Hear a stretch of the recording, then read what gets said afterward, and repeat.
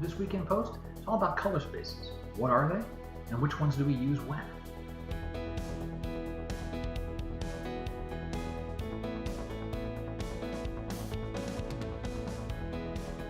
Hey everybody, I'm Scott Davenport, and welcome to In Post.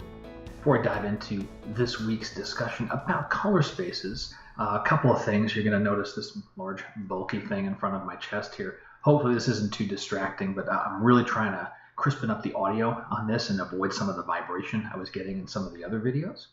The other thing is today's episode about color spaces was really inspired by a question from one of you, from Bruce.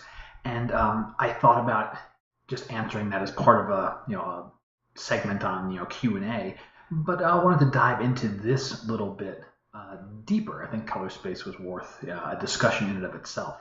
So if you've got questions, please hit me up. You can contact me through the website, comments here on the video, however you'd like to get a hold of me. I'll turn you an answer around pretty quickly.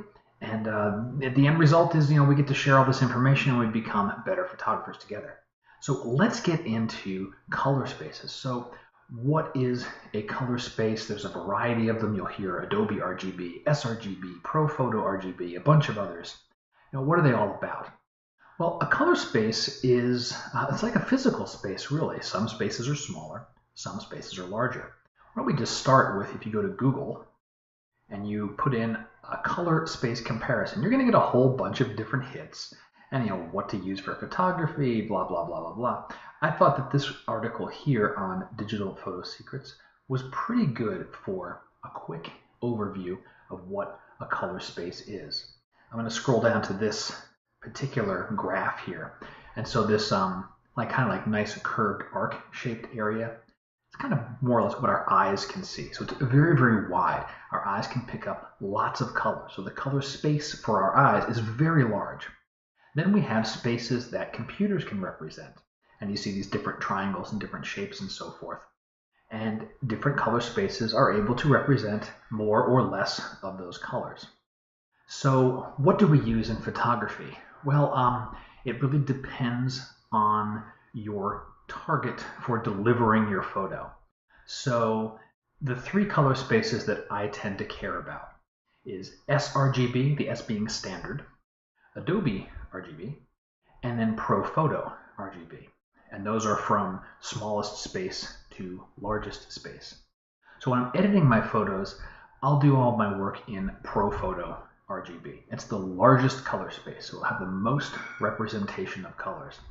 Now, the thing is, if your hardware is not capable of displaying ProPhoto RGB, there's some things you're just not seeing. Case in point, the Mac that I use, it's not a ProPhoto RGB display. It's pretty good. It's well over 90% of the Adobe RGB space, the next one down. But I decide that I'm going to edit in the largest color space possible, kind of future-proofing myself. Next is AdobeRGB, and that is a richer color space than the standard. It's a pretty good one. Most of our modern displays work with that.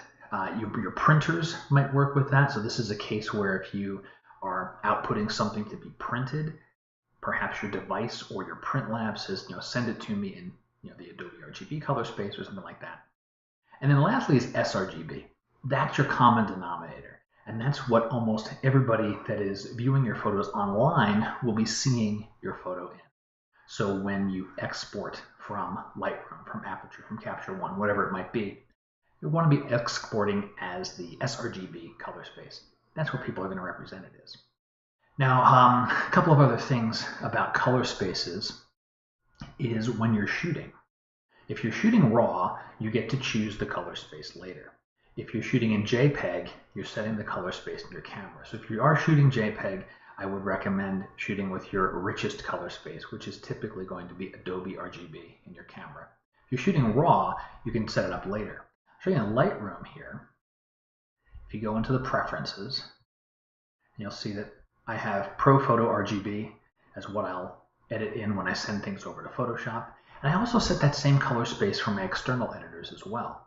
And depending on the external editor, there may be preferences on that side to also set color space. I recommend just matching them up. And I tend to choose I do choose the richest color space that there is, the biggest space, the one that represents the most colors. Do all my editing there. And then as I export, I'll export as different color spaces. You go over to my, quickly pick a photo and go to export. And you can see one of the presets I have here. You're going to see this area here, color space. And I can set the color space that I want for exporting, in this case, sRGB. Because most of the time, my photos are going to be consumed on the web, on someone's mobile device, on a display that probably doesn't have calibration or anything else. So kind of summing it all up, if you read through this article, which I thought was actually quite good, but there's this one bottom line here that says, don't shoot for the pros, shoot for the typical customer. I tend to disagree with that. I would say choose your color space based on your needs. If you want to print and you've got a printer that does AdobeRGB, well then use that color space. If you want to be like me and future-proof, so sometime when the ProPhoto RGB or displays with the richer color spaces are commonplace, your photos will be ready for that. Certainly, exporting and sharing online, social media, websites, etc., sRGB is completely fine. That's what people are going to see. That's really going to give the best rendition of your photo to everybody else on the planet. So the tip of the week is configure your color space based on your need. I can't really say any more about it than that. Choose the color space that makes the most sense for what your target is for your photos. And that brings us to the end of this week in post. Hope you've enjoyed this, a little bit of a deep dive on one technical item. Next week's videos are going to be back to more of our traditional format. I got some footage from several different shoots I've done over the last couple of weeks. Got some cool post-processing we're going to get to. In the meantime, you got questions, you got comments, send them my way. Always love hearing from everybody. And until next time, my name is Scott Davenport, and happy shooting.